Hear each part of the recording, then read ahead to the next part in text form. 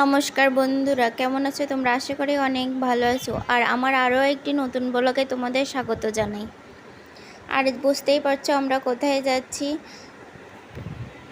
আমরা কিন্তু সবাই বালাপোতা ধামের উদ্দেশ্যে রওনা দিয়ে দিলাম। এই যে আমরা গাড়িতে উঠে পড়ছি, আমার মা, ভাই, একটা দিদিমা, আরও অনেকে। আমরা সবাই চলে যাচ্ছি। এই যে আমার বোনের ছেলে। আর আমাদের তিনটা গাড়ি ফুল। তোমাদের দাদাভাইও আরেকটা গাড়িতে আছে। আমাদের বাড়ির সবাই প্রায় অনেকে আমরা যাচ্ছি বাবার ধামে, শ্রী শ্রী বালাপোতা ধামের উদ্দেশ্যে। এই যে রওনা হয়ে আমরা গাড়িতে উঠছি সকালে।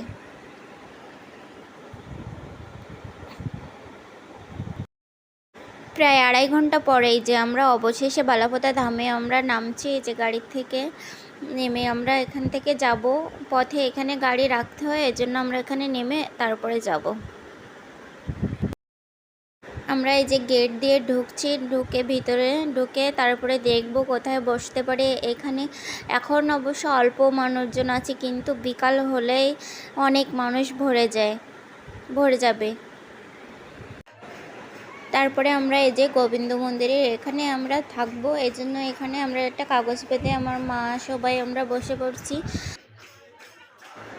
তারপরে কিছুক্ষণ বসে যে আজকে রবিবার, এই জন্য ভালোভাবে আমরা জল দেবো বলে যে এই পুকুর থেকে স্নান করে তারপরে যে আমরা মন্দিরগুলো পরিদর্শন করে তারপরে হচ্ছে বাবার মাথায় জল দেবো। এই জন্য স্নান করে যে দেখো অনেকেই ঘুরছে, আমরাও ঘুরবো, তার জন্য আগে স্নান করে নিলাম।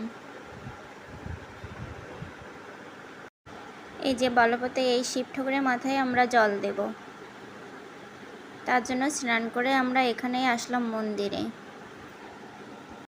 আমাদের জল দেওয়ার কিছুক্ষণ পরেই দেখো কত মানুষ চলে আসছে। আর এখানে এই পূজাটা দীর্ঘ 44 বছর ধরে এই বাবার ধাম এখানে পূজা হচ্ছে, সবাই জল দিচ্ছে 44 বছর ধরে।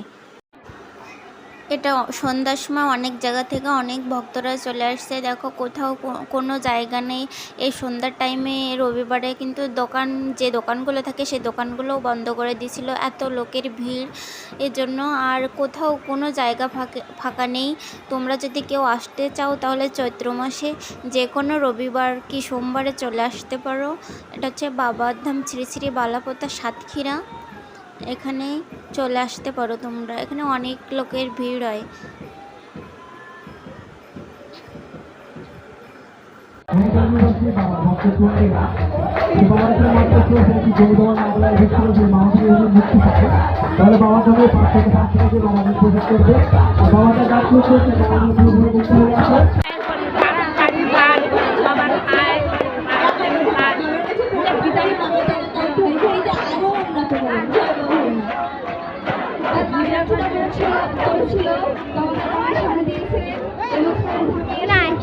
আমার দূর রাখি, আমি হেরে গেলাম।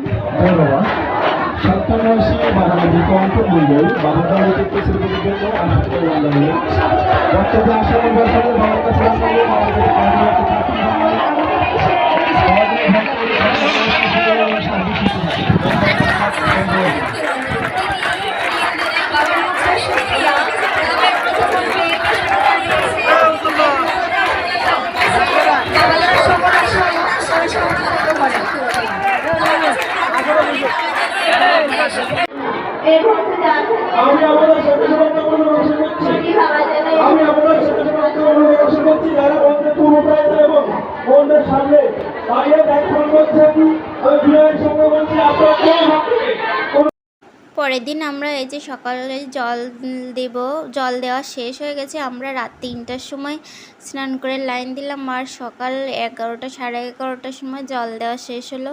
আর অনেক মানুষের ভিড় হয়, প্রায় হাজার হাজার মানুষ, 1 লাখ বললেও ভুল হবে না, এত মানুষ। আর সকালবেলা তো আরও লোক হচ্ছিল, মানে বলার মতো না। লাইন তো কত কিলোমিটার, 5-6 কিলোমিটার এত দূর করে লাইন পড়ছিল। আর আমাদের জল দেওয়া শেষ।